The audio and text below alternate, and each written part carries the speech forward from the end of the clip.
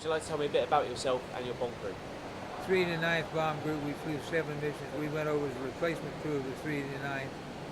They were in North Africa at the time, so we went to London and somewhere for 4 days of escape procedure and aircraft recognition. Came back with 389th, flew 7 missions with the 389th. Then I was transferred to the 93rd Group. We flew 23 lead missions with the 93rd Group on GH equipment, bombing mostly by beams sent out from England, bombing these rocket emplacement sites. Couldn't see them, so we just bombed coordinates. Okay. And what was your age at the time? My age was 23. I had my 23rd birthday in England. Tell me a little bit about life on the base. What was your opinion of England? Well, I spent most of the time on the base. We go in once in a while to Wyndham. Once in a while we went to Norwich. Most of the time I spent right on the base. We had a club that I spent some time at the club. But other than that, it was nothing outstanding. Okay. Could you describe to me a typical mission? A typical mission? Well, a typical mission, you never knew what it was going to be. You alerted usually in the afternoon that night that you were going to be flying the next day, so you try to get to bed early. We'd wake you up about 3 o'clock in the morning, breakfast at 4, briefing at 5 or something like that. Take off at 6. My first mission was to Vegasack, Germany, where we lost 16 of the 64 airplanes we had to move to cargo. Talk louder, Bill.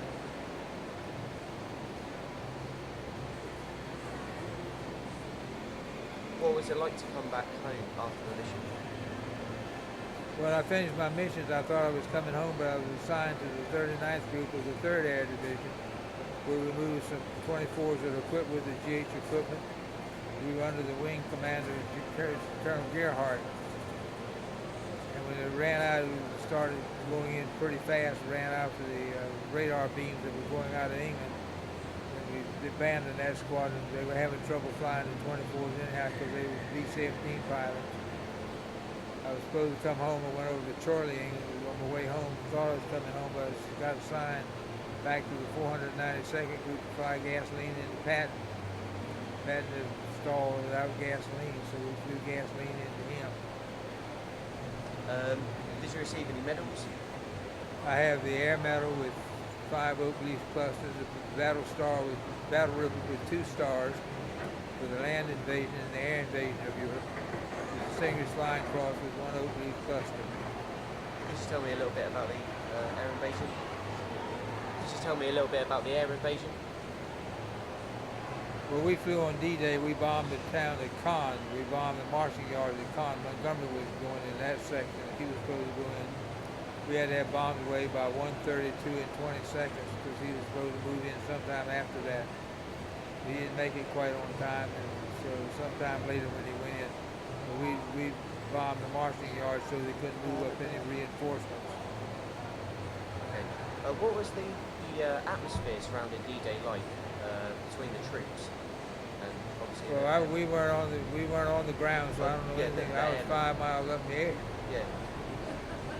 So we could see all the ships coming. I understand they had about 4,000 ships bringing supplies and troops and so forth. You could see them all the way back to England. You could see from the Cherbourg Peninsula, you could see all the way back to England, southern England. Okay. What was life for you like after the war? Well, I went back. I was with Sears Roebuck and Company before the war, and I went back with them after I got out of the service. I went back with Sears. Everything then was just like it was before the war. I got married in Tucson, Arizona in 1943, in May of 1943. So our 66th wedding anniversary is coming up this coming May. Long time. Did you know Bill before he went to war? Not when he went in, but when he went in cadet training, he went to Lakeland, Florida, and that's where I live, and that's where I met him. So when did you meet Bill? In 42. 1942? Yeah. And then And then Bill goes away. How long did Bill go away for? I was overseas What? 14 To- months. Oh, 14 oh, months. I see. Okay. 14 months. Yeah. So, and then you struck up with So him again. yeah, I went home. I stayed in Lakeland, Yeah. waited for him to come back. You must have been worried about him. You must have been. Was. Yeah. It- Did you write to each other? Yeah. I yes, wrote her every yes. day. I wrote her a letter every day. Yeah. Wasn't much to it. It was a short note, but just let her know I was still living. Then when he came back, we went to Miami Beach for redistribution. Then we, is that what you call it? Yeah. Then we went to Laredo, Texas, which was not the most desirable, but we were there for about 6 weeks, wasn't it? So were you there? We were there at Christmas. I don't Yeah, remember. Was that part of your service?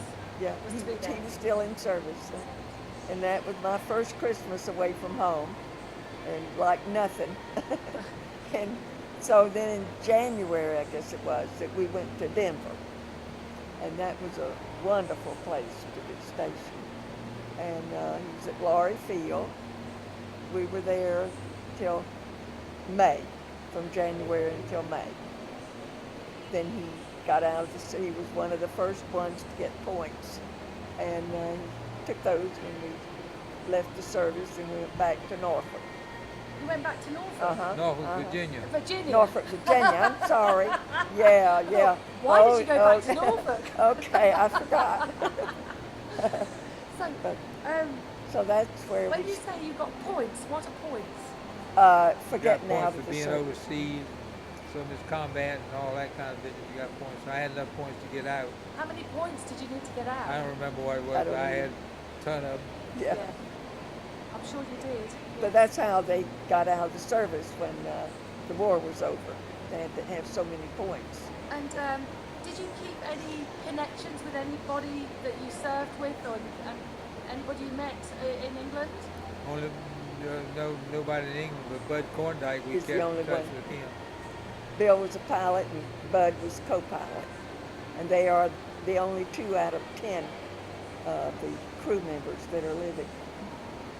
Bud, what's Bud's surname? Corndike, You're going to interview him later Yes. on. yeah. So you're very old friends. Yeah. Yeah. Fantastic. I bet Yeah, that's close. Is that, and you're friends with Bud's wife? Oh, yes, Yeah. yes, yes. Uh-huh. And his children. Yeah. Yeah. Uh-huh. Keep up. Uh-huh. And you got children? I have, Grandchildren? we have 3 sons. We have 7 grandchildren, 1 girl and 6 boys, grandchildren. And then we had 3 girls, great-grandchildren. 4. Great grandchildren. 4, huh? Great grandchildren. Uh-huh. Yeah. So that's it. So despite the war, you've had a wonderful time since. Oh Yeah. yes.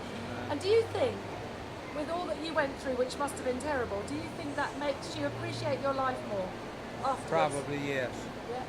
And he tries to point that out to other people that We don't want They to go don't. through that again. you know, We but came they- close to losing that one, you know.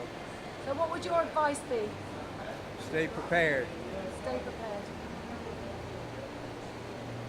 Yeah, that's what's been lacking over here. You know, they kept trying to decrease on the military and so forth. They keep thinking they can negotiate all the problems, and they can't. You know, Neville Chamberlain didn't negotiate to save World War II. Took Winston Churchill to get things going. I'm going to take that forward. Stay prepared. That's the name of your interview, I think. Yeah. Stay prepared. Yeah. Thank you It very could much be. indeed. Is there anything else you want to say? No, that'll do it. Thank you very much.